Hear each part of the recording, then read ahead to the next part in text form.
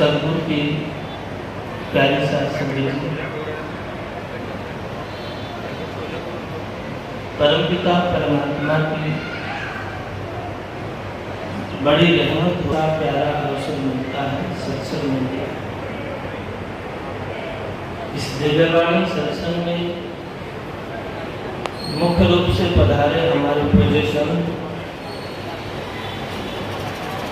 और शहर से संगत सदगुरु की प्यारी साथ संगत की सभी मानव जीवन में सत्संग का बड़ा महत्व है। हमारे अजय भाई ने कुछ नाम लिए हैं, लेकिन सारी संगत बड़ी मेहनत कर रही है।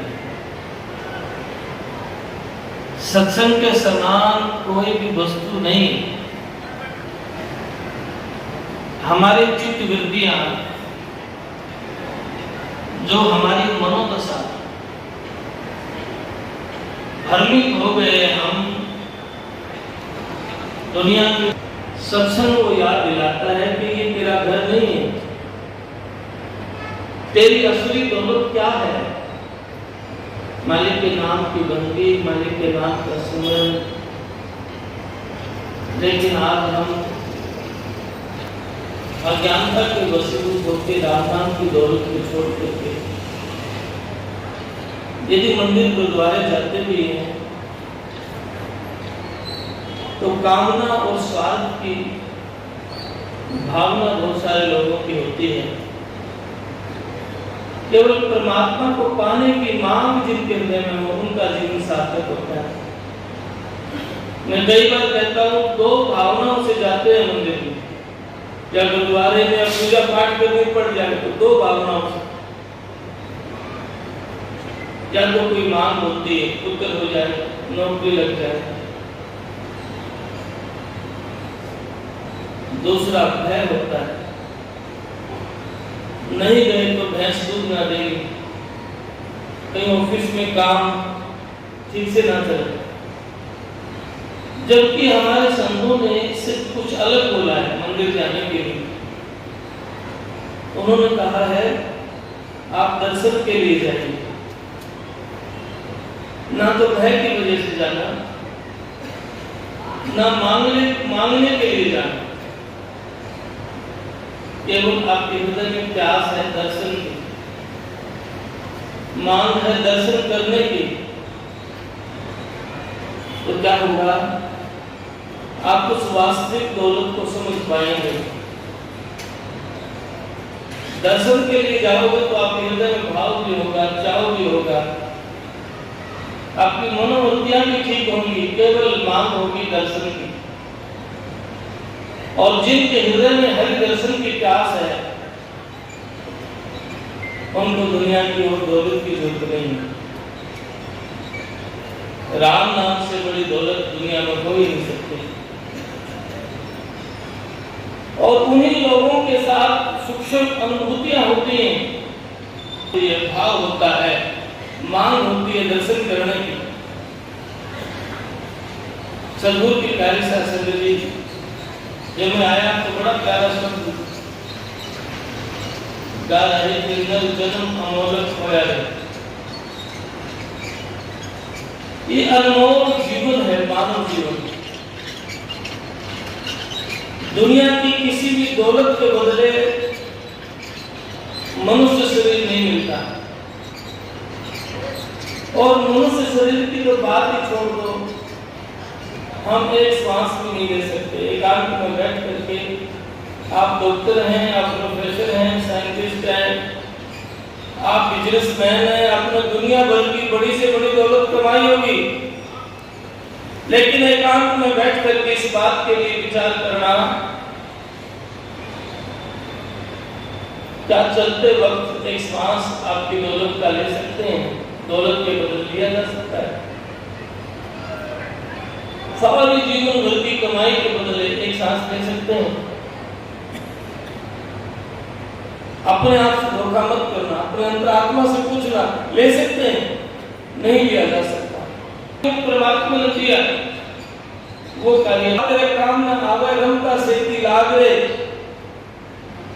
क्या सोए गफलत के माथे जाग जाग उठ जागे। क्या गफलत में सो रहा है, क्या अज्ञानता में सो रहा है? और बात काम नहीं आएगी, कोई भी वस्तु काम नहीं आएगी। दुनिया के बड़े बड़े राजे रुकने गए नाम के बिना, वो मंदिर सुनने पड़े, उनमें बसे ना कोई। जहां द्वार पास द्वारे रहता था, जहां रंग रलियां होती थी, जहां खेल तमाशे होते थे, जहां आम आदमी की जाने की वहां अनुमति नहीं थी,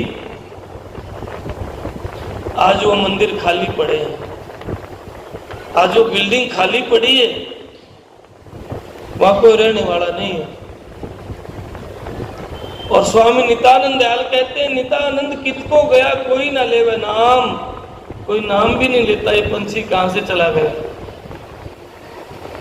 और जब तक ये आत्मा है, चेतना है, ये शरीर काम करता है। आप भी कहते हो मैं हूं, आप झगड़ा करते हो मेरा नाम, मेरा काम, मैंने किया। जब आत्मा निकल जाए तो फिर कौन करता है? ये हिलता भी नहीं, चलता भी नहीं, बात भी नहीं करता। इसलिए सदगुरु की प्यारी साध संगत जी, अपने जीवन को सार्थक करना, नर जन्म अमोलक खोया रे, सुधा समुद्र के डिग आकर के दिल का दाग ना धोया रे। जो रोज रोज श्वासों की पूंजी समाप्त होती जा रही है, पल पल आयु घटे नर तेरी, जो दीपक में तेला है, बुझे जो तन भवन अंधेरा, क्यों इतने पर फैला है, हरि नाम बिना मन मैला है। स्वामी नित्यानंद दयाल एक एक बात, एक एक वाणी, एक एक शब्द इस जीव के कल्याण के लिए करते हैं, लेकिन साधारण लोग समझ नहीं पाते हैं।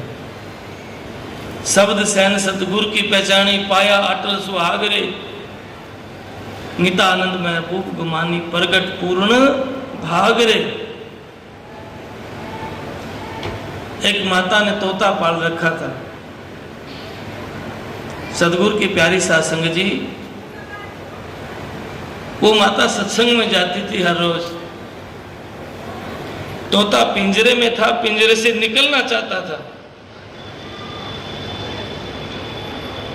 उस तोते ने कहा, माई आप सत्संग में जाते हो? उन्होंने कहा, अपने गुरु से पूछना मेरी मुक्ति कैसे होएगी। उस माता ने जाकर के प्रश्न किया, महाराज जी मैंने तोता पाल रखा है, वो कहता है पूछना अपने गुरु से मेरी मुक्ति कैसे होएगी। ये शब्द को सुन के गुरुदेव बेहोश हो गए। 1.5-2 घंटे के बाद में होश आया। वो माता प्रणाम करके चुपचाप उठ के आ गई, लेकिन तोता को तड़फ थी। तोता निकलना चाहता था पिंजरे से। तोते ने कहा, माई पूछा मेरी मुक्ति कैसे होएगी। सदगुरु की प्यारी साध संगत जी, उस माई ने कहा, आपने ऐसा प्रश्न किया है जिसको सुन के मेरे गुरुदेव बेहोश हो गए। तोता समझ गया, लेकिन वो माई नहीं समझी जो रोजाना सत्संग जाती थी। तोता समझ गया, तोता ने पूरी रात अभ्यास किया प्राण खींचने का, और जब सुबह हुआ ऊपर को पांव करके गर्दन तोड़ के और लेट गया। माई ने देखा तोता मर गया है, पिंजरे का ढक्कन खोला, तोते की टांग को पकड़ के अपनी डोली से पुरली से फेंक दिया, तोता फर्र जैसे उड़ गया। उस सैन को कौन समझा? तोता समझ गया है। माई नहीं समझ पाई क्योंकि रोज जाती थी। क्यों नहीं समझ पाई? क्योंकि संत वाणी पे अमल नहीं करती थी। सुना है झाड़ के चले गए, जबकि कबीर साहब कहते हैं अब दो अमल